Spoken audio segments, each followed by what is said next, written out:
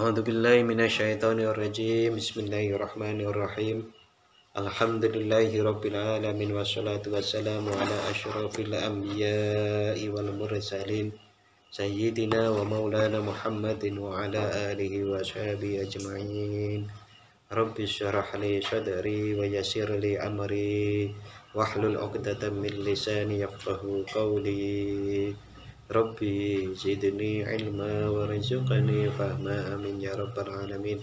Bapak-bapak dan saudara-saudara rahimakumullah. Alhamdulillah malam hari ini kita bisa melanjutkan pengajian kita, masih menjelaskan tentang hikmah dari Syekh Ibnu Athaillah As-Sakandari. Rubbama dakhala ar-riya'u 'alaika min haitsu la yanzurul khalqu ilaika. Terkadang riya itu bisa masuk ke dalam hatimu min haitsu la yanzuru, dari sisi saat tidak melihat al-khalqu, para makhluk itu, ilaika, kepadamu. Ya, sederhananya riya itu seringkali terjadi kalau ada orang lain yang melihat amal perbuatan, lalu orang bisa menjadi riya. Tetapi terkadang riya itu juga bisa terjadi saat amal ibadah itu tidak ada yang melihatnya sama sekali. Kemarin dicontohkan, seorang kalau beramal ibadah atau mencari ilmu, ya, yang contohnya yang lebih sederhana. Kalau seseorang mencari ilmu, karena dengan ilmu itu dia akan menjadi alim. Nanti kalau alim dia bisa menjadi zuhud. Kalau zuhud sudah kemudian bisa sakti, bisa kemudian dihormati orang, lah itu sudah riya. Jadi saat dia melakukan perbuatan mencari ilmu itu, tapi dengan rentetan untuk ingin dihargai orang lain, walaupun pas mengaji itu tidak ada yang melihat, atau pas puasa tidak ada yang melihat gitu. Tetapi bisa jadi karena tujuannya lain, berarti itu namanya riya. Nah, melanjutkan penjelasan-penjelasan seperti itu, kemudian Syekh Ibnu Abbad yang mensyarahi kitab Al-Hikam ini menjelaskan begini. Wa min hadan nau'i, dan dari jenis riya model ini. Model yang mana? Model yang nggak dilihat orang lain tapi riya. Wa min hadan nau'i minar riya, dan dari riya jenis ini, khafa al-kubbaru, takutlah para ahli tasawuf. Menjadi takutlah ahli tasawuf. Al-kubbaru itu ahli tasawuf, yaitu orang-orang besar. Wa'addu, dan para ahli tasawuf menghitung atau menganggap anfusahum, diri mereka, bisa babihi, dengan sabab melakukan adanya riya khafi tadi di dalam diri mereka, itu adalah minal asyrori, merupakan kejahatan batin. Jadi riya khafi atau riya yang halus seperti itu adalah kejahatan batin. Nah, ini ada beberapa kisah, ada beberapa pendapat yang disampaikan oleh 3 orang ulama, yaitu Fudail bin Iyad, lalu kemudian Malik bin Dinar, lalu Dawud At-Ta'i. Nah, nanti diceritakan seperti itu. Kamaruwiya, sebagaimana diriwayatkan anil Fudail bin Iyad, dari Fudail bin Iyad radhiyallahu taala anhu, mudah-mudahan Allah meridhai Fudail bin Iyad. Anahu, sesungguhnya, qala, Syekh atau Fudail bin Iyad ini berpendapat, man arada ayyung duro ila mura'in fal yangdur ilayya. Man arada, barang siapa yang berkeinginan, ayyang duro, untuk melihat, ila mura'in, kepada orang yang riya, fal yangdur, maka lihatlah, ilayya, kepada diri saya. Itu kok begitu? Jadi ini kalau dipahami letterlik, berarti Fudail bin Iyad itu orang yang riya. Padahal bapak-bapak dan ibu-ibu, Fudail bin Iyad itu seorang ulama ahli tasawuf, yang dikenal sebagai seorang ahli tasawuf.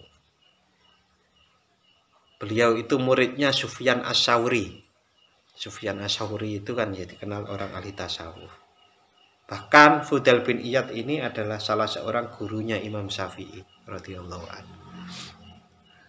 Nah, perkataan Fudail bin Iyad bahwasannya kalau Anda menginginkan melihat orang yang riya itu, lihatlah pada diri saya.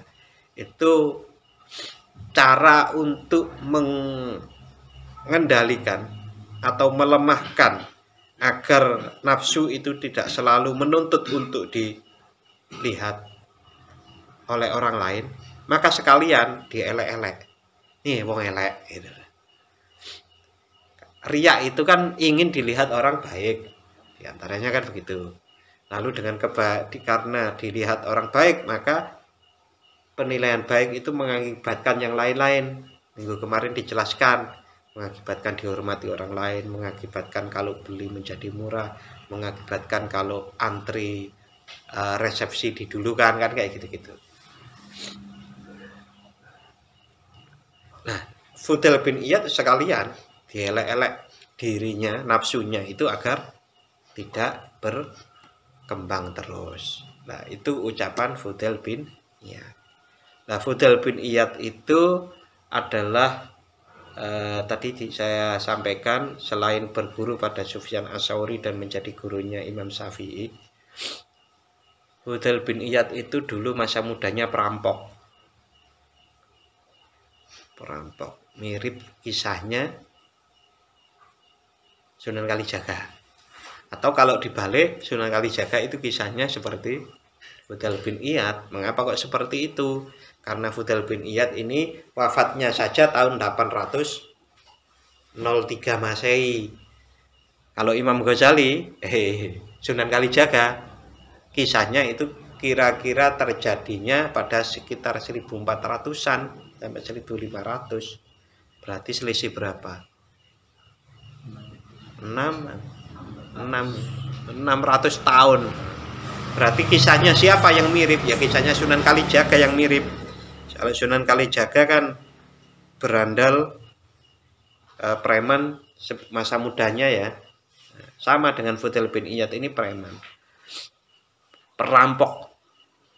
Nah, perampoknya, cara merampoknya berkelompok, tapi kalau Fudail bin Iyad itu. Nah, Fudail bin Iyad ini merampok di rute antara Abu Wardah dan Sirjis. Itu nama daerah di Asia Timur.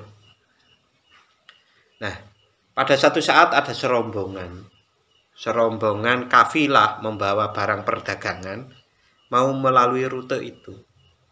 Nah, orang-orang yang kafilah ini do pinter-pinter, tapi ya tetap wedi, takut dengan perampok Fudail bin Iyad. Nah, mau masuk ke daerah Abu Wardah dan Sirjis ini, kemudian kafilah itu berhenti dulu. Ini malam, sudah malam ya. Berhenti dulu, lalu berembuk. Kita takut kan kalau dirampok oleh Fudail bin Iyad. Itu sudah terkenal gitu loh Pak, perampoknya itu. Jadi sudah ngerti kalau sana nanti bisa ditangkap oleh kelompoknya perampok Fudail bin Iyad. Gini aja, kita siapkan panah, kita panah. Nah, ada yang usul, ya kalau dipanah saja kurang deh. Diwacake Al-Quran, jadi dipanah kalau diwacake Al-Quran. Dipilihlah 3 orang pemanah. Nah, 3 orang pemanah itu masing-masing sebelum memanah itu membaca Al-Qurannya secara keras. Yang pertama dibaca surat Al-Hadid atau surat yang ke-15 ayat 16. Berarti Quran surat 15 ayat 16. Gampang apalane. 15 16. A'udzubillahi minasyaitonirrajim. Bismillahirrahmanirrahim. Alam ya'ni lilladzina amanu an takhsha qulubuhum li dzikrillah. Artinya ya tadi. Belumkah datang waktunya bagi orang-orang yang beriman untuk tunduk hati mereka mengingat Allah. Lengkapnya dilihat sendiri ya. Belumkah datang waktunya bagi orang-orang yang beriman untuk tunduk hati mereka mengingat Allah. Lah, wana, res. Nggak kena. Itu sudah ndredeg itu Fudal bin Iyad. Wong artine apakah belum waktunya orang-orang yang beriman itu tunduk hatinya kepada Allah. Kok sih tetep kayak ngono ibaratnya. Kok sih merampok. Habis itu kemudian pemana kedua. Pemana kedua ini membaca surat Az-Zariyat ayat 50. Fafirru ilallah inni lakum minhu nadhirum mubin. Maka segeralah kembali kepada mentaati Allah. Larilah kepada Allah. Buru-buru larilah kepada Allah. Sesungguhnya aku seorang pemberi peringatan yang nyata dari Allah untukmu. Ini kan peringatan semuanya. Meringatkan yang pertama pemanah, meringatkan begitu, yang kedua begini ini tadi. Nah, pemanah yang ketiga, niku semua panah dipanakan mboten kena. Nah, pemanah ketiga niku yang dibaca surat Az-Zumar ayat 54. Wa anibu ila rabbikum. Bertobatlah. Wa anibu, dan kembalilah kamu kepada Tuhanmu, bertobatlah kepada Allah. Wa aslimu lahu, dan berserahlah diri kepada Allah. Min qabli ayyatiyakumul adzab, sebelum datang kepada kalian azab. Summala tungsurun, kemudian kalian tidak bisa ditolong lagi. Wah, niku panah gak kena, tapi ambruk Fudal bin Iyad. Dikisahkan dia ambruk. Loh, kenapa? Teman-temannya heran. Enggak, aku kena panah oleh ayat-ayat Allah. Itu sadar. Nah, setelah kesadarannya itu Bapak Fudal bin Iyad kemudian pergi dari kelompoknya. Terserah kalian, aku wedi nang Gusti Allah. Nah, lalu dia kemudian pergi ke satu tempat, disambut oleh Harun ar-Rasyid. Sultan kan itu, Sultan Harun ar-Rasyid. Nah, Sultan Harun ar-Rasyid itu ceritanya malamnya juga mimpi. Nah, mimpi di dalam mimpinya itu ada suara yang bunyinya begini. Sungguh Fudal bin Iyad itu takut kepada Allah dan memilih mengabdikan diri kepada Allah. Sambutlah ia di negerimu. Nah, ya karena ada suara begitu di mimpi, lalu kemudian disambut oleh Sultan Harun ar-Rasyid itu, dan kemudian ya berguru kepada Sufyan Ats-Tsauri, berguru kepada guru-guru yang lainnya, banyak gurunya, dan akhirnya dia menjadi orang yang dikenal sebagai seorang yang tasawuf tapi juga ilmuwan ahli fikih. Dan nyatanya di sini Fudal bin Iyad itu menjadi gurunya Imam Syafi'i radhiyallahu anhu. Bapak-bapak, jadi kisah-kisah seperti ini itu menjadi satu landasan untuk bisa kita mengerti mengapa kok kemudian Fudal bin Iyad ini mengatakan, kalau kalian menginginkan melihat orang yang riya itu lihatlah kepada saya. Itu dia tuwuk gitu. Tuwuk menjadi orang yang sudah pengalaman. Orang pengalaman dan tidak itu berbeda. Tapi tidak harus semua orang itu berpengalaman untuk menjadi lebih baik. Orang yang sudah pernah kena api, maka dia lebih berhati-hati kepada api. Tapi orang pun yang nggak kena api, itu ya hati-hati dengan api. Tapi orang yang lebih berpengalaman lagi akan banyak pertimbangan untuk mengambil keputusan. Banyak pertimbangan itu akan mengakibatkan satu, kalau wonge ora ngelang yakin ya jadi ragu-ragu.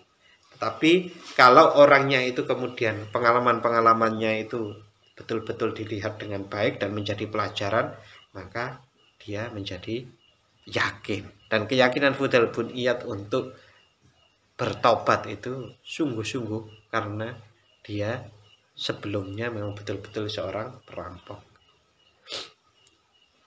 Niku Fudal bin Iyad. Kalau ingin melihat saya orang ria, lihat saya. Katanya begitu luar biasa. Wani dengan ngomong gitu. Hei, yo ingin ndelok wong ria, nek amal ria, nek salat ria, nek ngaji ria ndelok aku. Itu otomatis kan apa? Nafsunya itu kayak dituduh-tuduh. Nah, saya itu pengennya itu nek ria itu pengen dadi bangga ya. Nah, nek kok sebaliknya. Nek pengen delok wong ria, delok aku lah semakin hancur nama saya. Nah, itu memang satu cara mengendalikan, melemahkan nafsu itu melakukan lawannya. Kemudian wasami Malik bin Dinar berikutnya nggih. Tadi Fudail bin Iyad radhiyallahu an.